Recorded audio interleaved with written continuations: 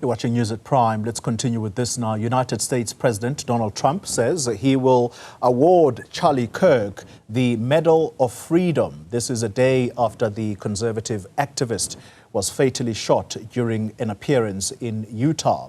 The 31-year-old podcast radio commentator and close Trump ally is credited with helping build the Republican Party's support base, particularly among younger voters. Kirk was shot in the neck yesterday in what Trump calls a heinous assassination. The FBI has since distributed images of a person of interest. The gunman is still at large. Now, Trump made the comments during a 9/11 ceremony at the Pentagon today.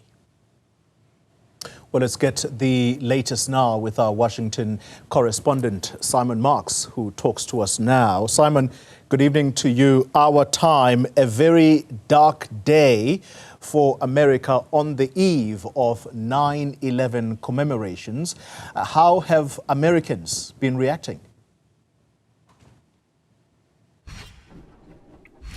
Well, I think that there is a real pall that has been cast over the entire country by the assassination of Charlie Kirk yesterday. As you saw there, President Trump sort of interrupting the ceremonials at the Pentagon this morning to honor the victims of the September the 11th, 2001 attacks on Washington, D.C., New York, and also Pennsylvania, where one of the hijacked planes came down in a field. The president announcing there that he is going posthumously to award Charlie Kirk the Presidential Medal of Freedom, one of the highest civilian awards that anyone can attain here in the United States. And you could hear in the emotion behind President Trump's words there that on this day, when the country is marking the loss of more than 3,000 people in the Al-Qaeda attacks on America 24 years ago, and remember, in a year's time from now, it will be the 25th anniversary of 9/11, and that, of course, will be taking place in the midst of America's 250th birthday year. So next year's ceremonials, I think, will have even more potency and prominence. But to have this particular day also now overshadowed by a brazen political assassination of, without question, one of the top 5 key critical figures in Donald Trump's Make America Great Again movement. Charlie Kirk, a man who mobilized hundreds of thousands of young Americans over the last 18 years or so through the creation of his Turning Point USA organization,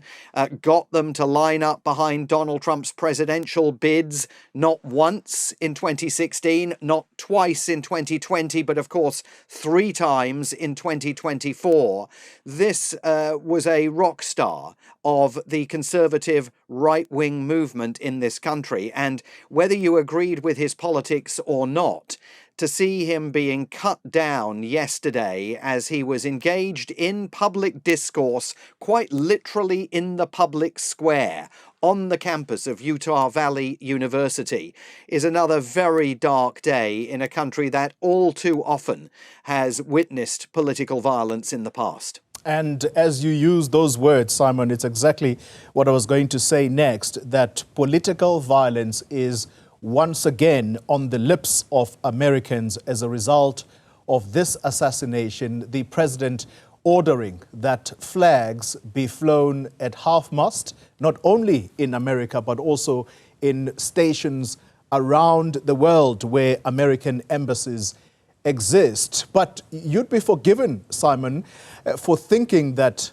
Charlie Kirk was almost a former president or a statesmanly figure when some say that his politics were very divisive. In fact, South Africans will know that he was actually very supportive of the Afrikaner community that took off from South Africa to go to America, much against the sentiment here in South Africa that these people are not refugees.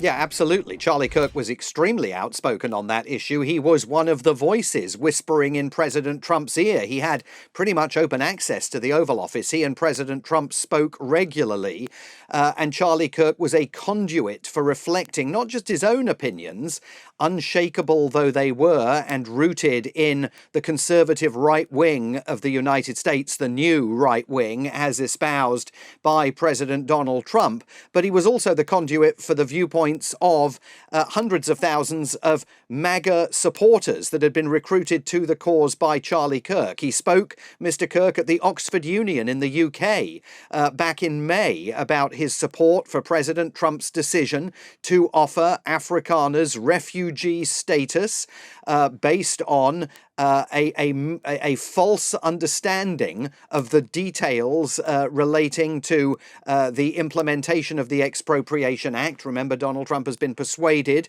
that Afrikaner farmers are being expropriated of their land without compensation, even though the South African government has made relentless efforts to push back at that incorrect understanding of the facts in South Africa. So Charlie Kirk outspoken on that particular issue and outspoken on a range of other issues, including, by the way, gun violence. This is a man who argued that you could never zero out gun deaths in the United States.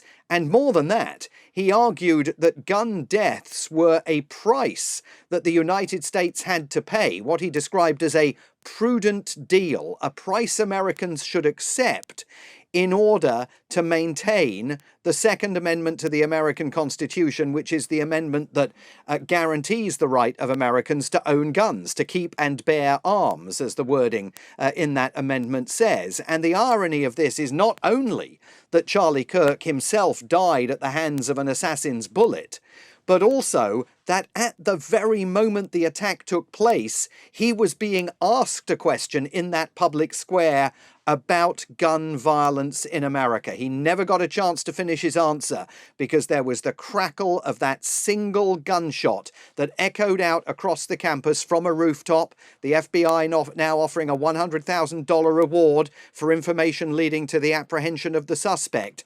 That single gunshot brought the 31-year-old conservative acolyte's career to a sudden and absolutely tragic end. Such is the irony. Thank you very much. Simon Marks, thank you indeed for that update live for us in Washington this evening.